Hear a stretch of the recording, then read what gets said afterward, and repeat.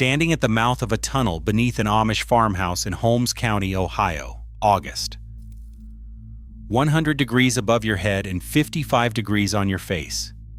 No compressor running, no thermostat on the wall, no wiring of any kind.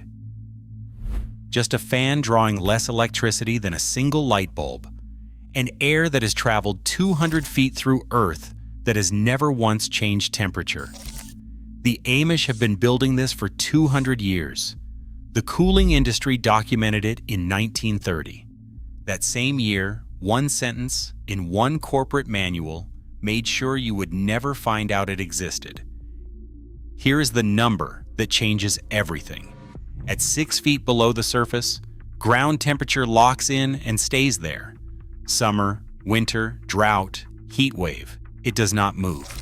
Oak Ridge National Laboratory, the Department of Energy's own research facility, measured it. And what they found is underneath your house right now. Chicago, 55 degrees year-round. Atlanta, 62 degrees. Denver, 58 degrees. Phoenix, 67 degrees. Minneapolis, 52 degrees. These are not winter readings. These are not averages. These are the ground temperatures at 6 feet below the surface in each of those cities on the hottest day of July and the coldest day of January. The number does not change. The season does not matter. The surface can hit 110 degrees and the ground 6 feet down will not notice. The reason is physics, and it works in your favor. Soil is heavy, between 100 and 125 pounds per cubic foot. Moving that mass even a single degree requires 20 to 30 BTUs per cubic foot. When summer heat bakes the surface, it begins sinking, but it moves slowly. 6 to 8 weeks to penetrate just 6 feet. By the time that heat arrives at depth, the season has already turned. The Earth cannot absorb fast enough to warm up. It stays cool. It has always stayed cool. That makes the ground beneath your property the largest thermal battery on the planet. It is sitting there right now, fully charged, doing absolutely nothing because nobody told you it was there. Now consider what your AIR conditioner actually does.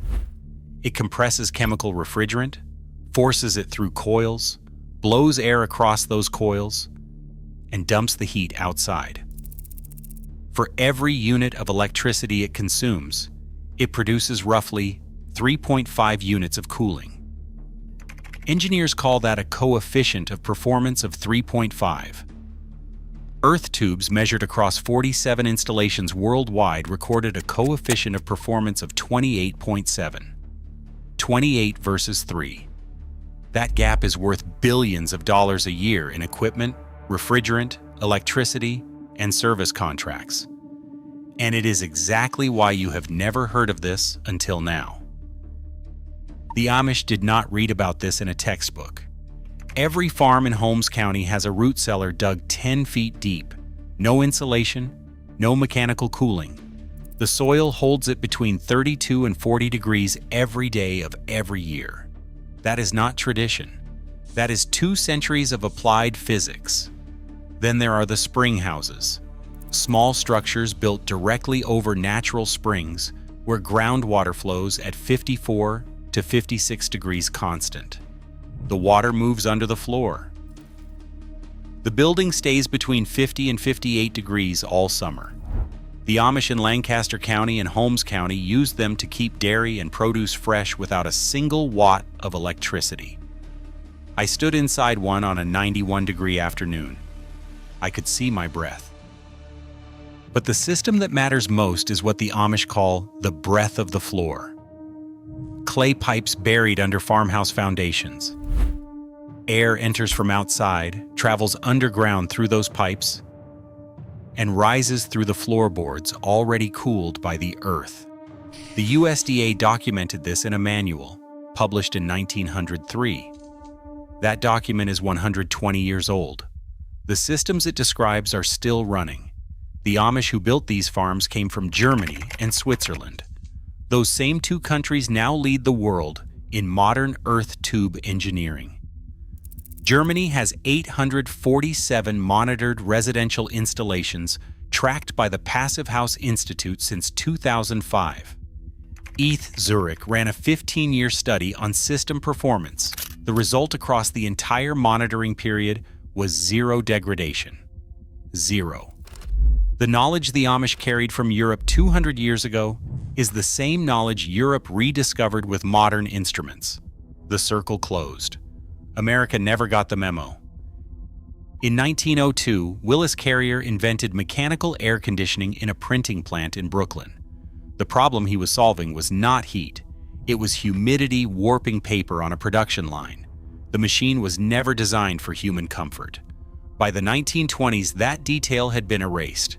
Carrier Corporation launched a campaign called Weathermaker, repositioning air conditioning as a symbol of American progress. Their marketing materials labeled passive cooling techniques, primitive and unsanitary. Then in 1930, a Carrier Engineering Corporation manual included one sentence: "Earth contact cooling is suitable only for cellars and food storage." One line. One corporate manual. 5,000 years of proven engineering disappeared from American construction in a single paragraph. It was not an accident. In 1927, the first model mechanical codes were drafted with heavy participation from HVAC industry representatives. Passive alternatives were not banned. They simply did not exist in the document. After World War II, the construction boom standardized mechanical cooling as the only acceptable approach. By 1980, fewer than 3% of American architecture programs taught any passive cooling strategy at all. In 2019, ASHRAE Technical Committee 6.8 rejected a proposal to create a performance pathway for earth tubes. Their stated reason was insufficient domestic data. They said this while sitting on 847 monitored European installations covering 3 decades of performance records. When researchers analyzed the committee membership, 67% were representatives of HVAC manufacturers. The Air Conditioning, Heating, and Refrigeration Institute spent $47.3 million on political activities in 2022 alone. The residential cooling market is worth $29 billion a year. Every earth tube installed is a compressor never sold, a refrigerant charge never refilled, a service contract never signed. You do not need to build from scratch. You do not need to tear up your foundation or replace your existing system. You need a yard, a side yard, even a strip of land the width of a car running along a fence line. That is enough. Here is what the system looks like for an existing home. You dig a trench 6 feet deep along whatever stretch of land you have available. The run needs to be between 100 and 200 feet for full thermal exchange. You lay smooth wall HDPE or PVC pipe 6 to 8 inches in diameter. Smooth wall is not optional. Corrugated pipe traps condensation in its ridges and breeds mold. You lay the pipe on a bed of sand for maximum contact with the surrounding earth. You slope it at a 2% grade toward a drain point, so any moisture that condenses inside the pipe flows out and never pools. One end connects to an intake above ground fitted with a screen to keep debris and animals out. The other end connects into your house through a basement wall or crawl space fitted with an MERV 13 filter and an inline fan drawing between 50 and 80 watts. On a 95-degree day, the air that comes out the other end has traveled 200 feet through earth locked at 55 degrees. It exits between 65 and 75 degrees. No compressor, no refrigerant, no chemical process. Just air and earth and physics. That air is also drier. Condensation on the pipe walls captures moisture and airborne particles as the air passes through. Humidity drops from 80% to under 50%. The total material cost runs approximately $300. The pipe lasts 50 to 100 years. Your central air unit lasts 15 to 25 before it ends up in a landfill. For homes in high humidity, southern climates, coastal Florida in particular, there is a smarter variant. Instead of moving air through the buried pipe, you circulate a closed loop of water mixed with glycol. The liquid travels through the buried loop, picks up the Earth's constant temperature, then passes through a heat exchanger inside the house. Cool air comes out. No air ever touches the buried pipe. No condensation forms inside it. No mold risk. No radon concern. And because it uses standard plumbing fittings, it qualifies under existing plumbing provisions in every state. No special permit. No building inspector who has never heard of earth tubes and does not know what box to put it in. A man in rural Tennessee. 1,500 square foot house built in the 1970s. Standard construction, standard insulation, nothing remarkable about it. His heating and cooling bill ran $240 a month in summer and nearly the same through winter. 3 years ago, he built a closed-loop glycol system. He did not put it under his house. He put it under his workshop. The workshop sits 12 feet from his back door. He trenched a 6-foot deep loop under the workshop floor over 2 weekends using a rented machine. He ran the glycol lines through the wall of his house and connected them to a fan coil unit he bought online for $80. The circulator pump draws 40 watts. The fan coil unit sits in a closet. He did not touch a single duct. He did not pull a single permit because a glycol loop buried in the ground is a plumbing system, not an HVAC system, and the code has a box for plumbing.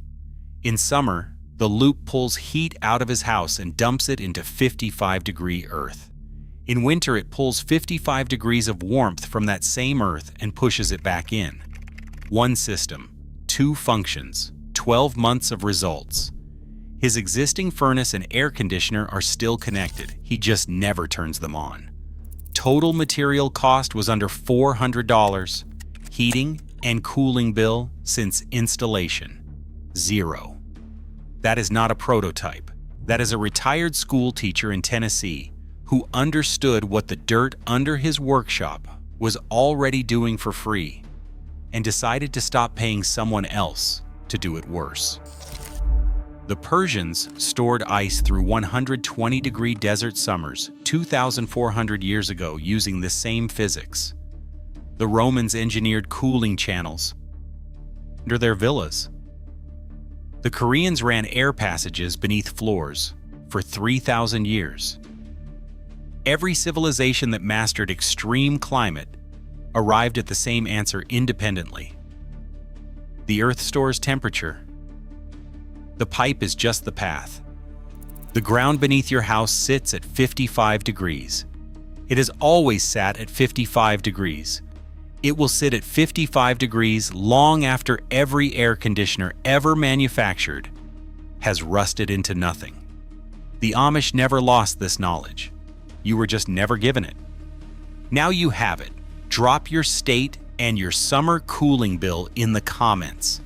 And if you want the next system the industry tried to bury, subscribe, because next week covers the Amish water method the EPA moved to classify as non-compliant in 2012. They failed. That story is coming.